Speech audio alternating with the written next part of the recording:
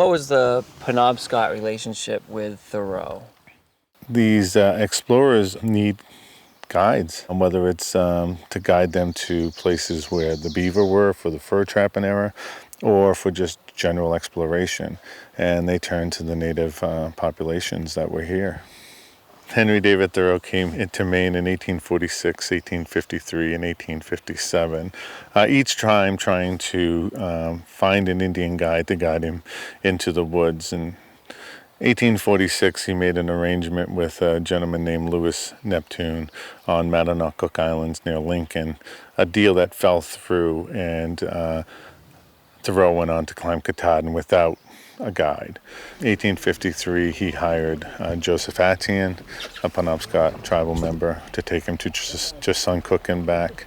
In 1857, he hired Joe Polis from Joe Polis's front yard where he was skinning a deer hide. And Joe Polis took him on a 2-week journey into the Maine woods. He was critical of society at the time, capitalism, and really felt that the Native American way of life, that communal way of life, was far better than the kind of individualistic, capitalistic model.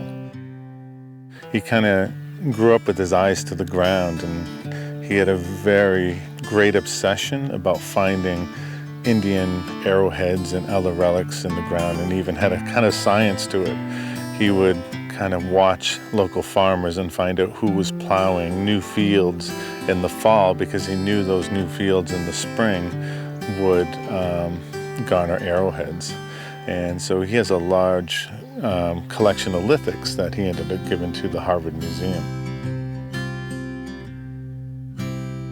So when he came to Maine, I believe he was looking for that noble savage, that Penobscot person who was essentially like those relics that he found on the ground, untouched. When he finds that, Attian and Polis put on their pants just like he does, he's critical of that at first.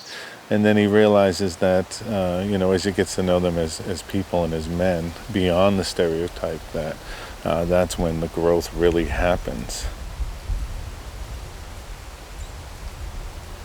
Henry David Thoreau considered Polis one of the most influential people in his life.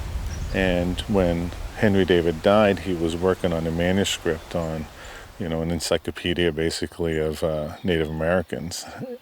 And his last words were Indian and moose, two things that he came to Maine for.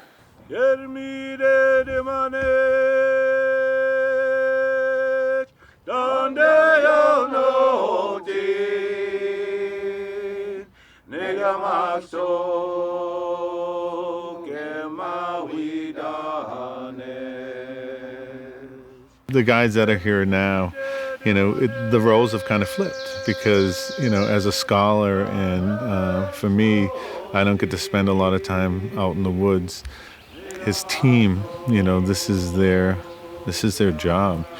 And with 25 plus years under Kevin's belt, he's the man out here. And I've been calling him Chief, and he told me one evening, I'm no chief. And I says, no, you're the chief when it comes to this crew, because we're ultimately all devoted to you, because you're the one guiding us down treacherous rapids, and you're the one making those decisions. The only way we can be safe is to put our total trust in you, and that's a chief in our culture.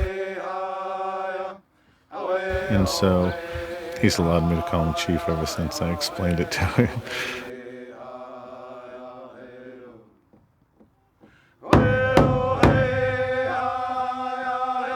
Thoreau talked about getting close to nature is getting close to God. For me, as closer we get to nature, the closer I am to my ancestors. And it's, that has been just wonderful.